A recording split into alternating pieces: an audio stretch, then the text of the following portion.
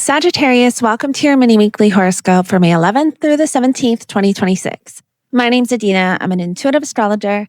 Sagittarius, this week brings a major focus on your daily life, your emotional well being, your routines, and the way you've been balancing responsibility with genuine fulfillment.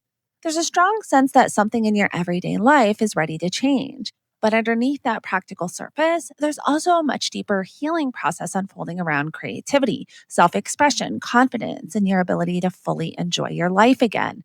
This is a week where small adjustments can create major emotional shifts. As the week begins, Mercury is moving through Taurus in your sixth house of work, health, routines, obligations, and daily structure. Then on May 14th, Mercury reaches a Cazimi with the Sun, bringing a powerful moment of clarity involving your responsibilities, habits, and overall direction in your daily life. For you, this could feel like suddenly realizing what is no longer sustainable. Because Mercury rules your 7th and 10th houses, this clarity is connected to your relationships, career path, responsibilities, and long term goals. You may begin recognizing how certain routines, work dynamics, or relationship patterns are affecting your physical and emotional well being. What this can look like is reevaluating your schedule, making changes to your work life balance, realizing that you need stronger boundaries, or understanding that you can no longer continue operating at the same pace. On a deeper level, this transit is asking you to understand that productivity without emotional fulfillment eventually leads to burnout. If this energy is handled unconsciously, you may become overly critical of yourself, obsess over responsibilities, or feel mentally overwhelmed by everything that you think you should be doing. But when you work with this energy consciously, this becomes an opportunity to create healthier systems that genuinely support your well being. You're learning that your life cannot thrive if your nervous system is constantly exhausted. Then on May 16th, we have the new moon in Taurus, which is activating your sixth house, opening a brand new chapter connected to your routines, health, work habits, responsibilities, and daily life structure. This is one of the most practical but important resets of the year for you. This can look like a desire to regain stability and consistency. You may feel ready to change your habits, improve your health, reorganize your schedule, or approach your work in a more grounded and intentional way. This new moon is asking you to build a daily life that supports the future that you're trying to create, not one that quietly drains you.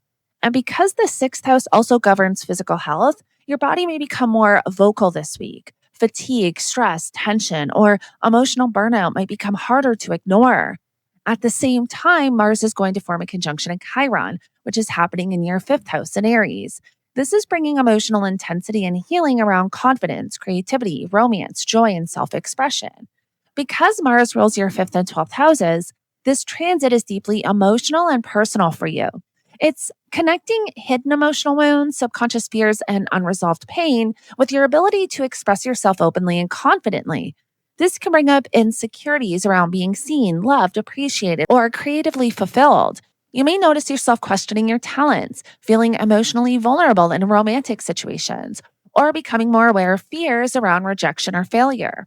This can look like tension within dating or romantic dynamics, emotional sensitivity involving children or creative projects, or even realizing how much you've suppressed your own joy because of fear, responsibility, or emotional pain. And for some of you, this transit may reveal that you've become so focused on survival, productivity, or obligations that you forgot how to genuinely enjoy your life.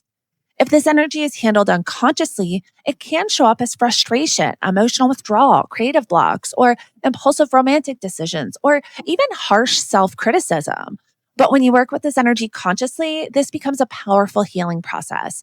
This energy is asking you to reconnect with the parts of yourself that still deserve joy, creativity, pleasure, and emotional expression. You are learning that healing is not only about processing pain, it's about allowing yourself to feel alive again. Then we get to May 17th, and the energy shifts dramatically toward your relationships. Mercury leaves Taurus and enters Gemini, which is in your 7th house, immediately forming a conjunction to Uranus. This creates sudden movement, conversations, realizations, and breakthroughs involving partnerships and one-on-one dynamics. This can look like unexpected news from a partner, surprising conversations, sudden shifts in relationship dynamics, or meeting someone who changes your perspective very quickly. Because Mercury rules your relationships and career sector, conversations involving commitment, collaboration, contracts, or future plans may become more important right now.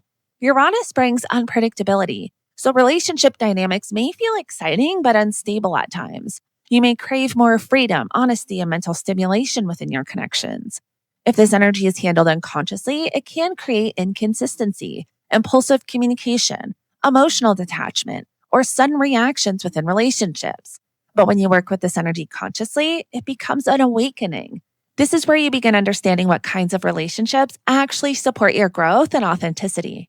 As you move through the week, there's a very clear story unfolding. The beginning of the week brings clarity around your routines, responsibilities, and well being. The middle of the week asks you to heal your relationship with joy, creativity, and self expression.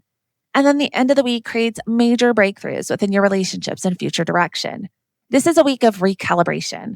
You're being asked to create a life that not only functions well externally, but also feels emotionally sustainable internally. By the end of the week, you may realize that the version of success you truly want includes peace, fulfillment, connection, and the freedom to actually enjoy the life you're building.